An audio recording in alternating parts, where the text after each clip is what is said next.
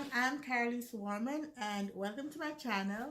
I run the website Working Mom and Kid where we talk about issues to do with single mothers or people just raising a family while they're working and having to do with children and work-life balance and all of that. So today what we want to talk about is the problem of what to do with your living situation. Like, do you rent or do you buy? So, for most of us in our 30s, this is the time when we start to think about how we want to live, right? So, most of us at this age start to consider buying. Now, I am myself in that dilemma. Like, I'm thinking seriously about how I want to spend the rest of my life and where I want to spend the rest of my life and making sure I have some solid roots for my daughter. She's growing up, she's a toddler now, but soon, schools and stuff are going to be very, very important to me. So, I want to start early and get that out of the way. So the whole question of, is it better to rent or is it better to buy? And for me, I've talked to people on both sides of the fence and I've gotten a lot of arguments on both sides. And I kind of drawn my own conclusion, but I'll save that to the end. I'll just give you for now the arguments that I've heard on both sides, and then you can draw your own conclusion. But I'll also tell you what I'm going to do personally for me.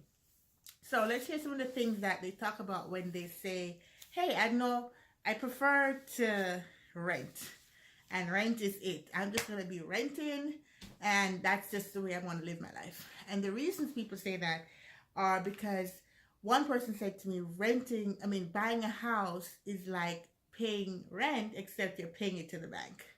So you're literally leasing it from the bank. So they don't feel like there is much difference between renting and buying because you're paying this money to the bank. And for 30 years, that's almost a lifetime. So you're spending the rest of your life paying this amount of money to the bank. The other thing that they say is the high cost of repairs. So one person told me, no matter what, you're going to be spending thousands and thousands of dollars fixing the house. So in his experience, he bought two houses now, and he said in both cases he had to repair a ton of stuff. I mean, each person's going to be different, each experience is different, each house is different, but there's almost a guarantee that you will have to repair stuff. If you even bought a new construction, within a couple of years you have to repair things, and each repair, I'm told, is like thousands and thousands, especially if you have to repair huge things like the roof, fireplaces, HVACs, just when things go bust, it's not going to be cheap. So that's what they're saying. The cost of repair is comparing that with having maintenance. Just call maintenance, they come and fix stuff. You don't have to worry about that when you rent. But when you own, that is all on you. So that's a big thing. The other thing they said a lot about was you're unable to move. So if you have a job in another part of the country, if you have some reason you don't like where you are anymore, the neighborhood went south or whatever, you're stuck there kind of. I mean, you can always sell, you can always rent, but you really have to deal with this thing. As opposed to if you were renting, you could just pack your stuff and be gone. But if you own the house, you have to figure out a way to, either sell it to pay off the bank or something so that you don't have this big debt to deal with. And that's a big problem for people who are not sure where they want to put their roots down, and they're not sure exactly where they want to live. They're just, if an opportunity comes by, they want to be able to take advantage of it without worrying about this big roof over their head, or even if it's a small roof, but having to worry about this thing.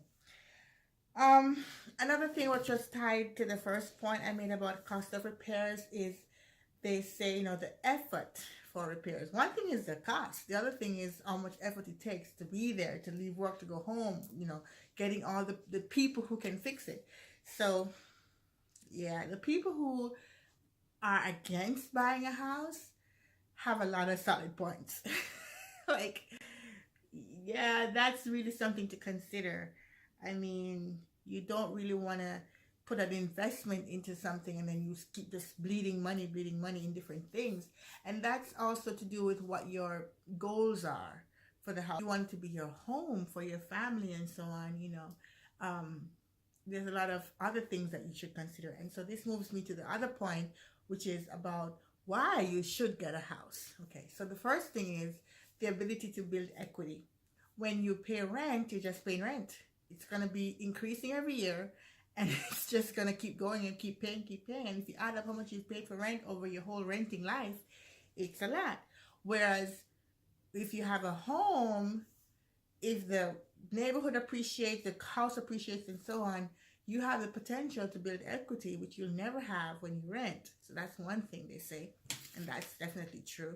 The other thing is you get a tax write-off. Now, I don't know how much that is. I never had a house, so I don't know, but there's definitely some money you can get back from all the money you spent throughout the year on your mortgage and interest and taxes and so on. So you get a tax write-off, which is a big deal. The fact that you can renovate. So I like to decorate. I like to put up different colors on my walls. I mean, you can paint your walls if you have an apartment, but I like to do like permanent stuff like, you know, it's going to be a hassle to take down. When you rent, you just can't do that. But when you have your own house, you have this, you know, the freedom to do all of that if you want. The other thing they talk a lot about is that you're paying towards a payoff. Hold on, my daughter.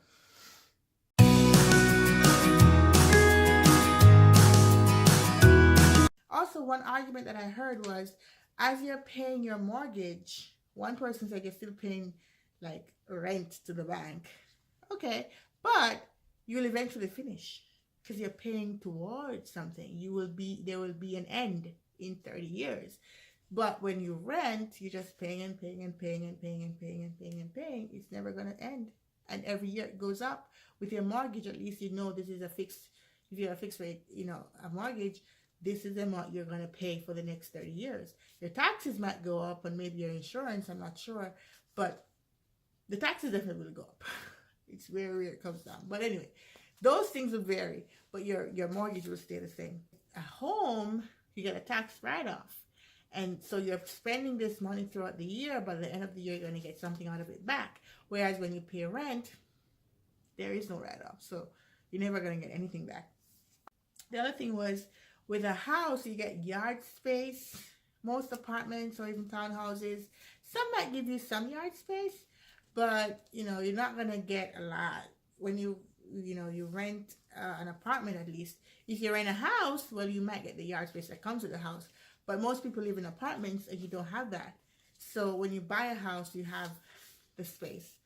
The other thing is that, you know, you have a sense of ownership. You feel like this is yours, and you won't get that when you rent. So those are the top 5 or more things. I think I've gone over 5, but those are the top things that people say about renting versus buying. And personally, I like buying. I think buying might be better for me personally, because I like the idea of having equity. I like the idea of having a settled place. And for me, I think I'll choose buying over renting. Alright, so let me know what you think. Let me know if there's any other arguments you've heard about this, and put it in the comments below. Thank you so much for watching. See you later. Bye.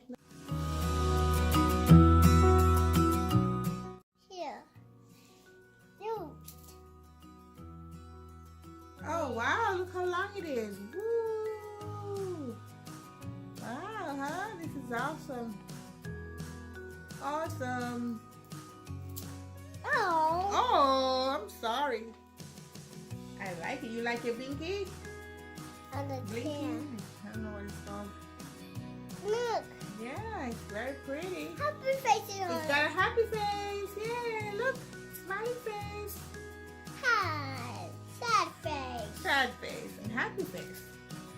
Sad face. Okay, well, I need you to go over there and play with your toys for a minute, okay? Mom, I'm gonna Yes. play can, please. Okay, you can do that. Okay, you go play over there, okay, Mommy? Okay. Alright, you go downstairs and play with Grandma, okay? Okay, good job.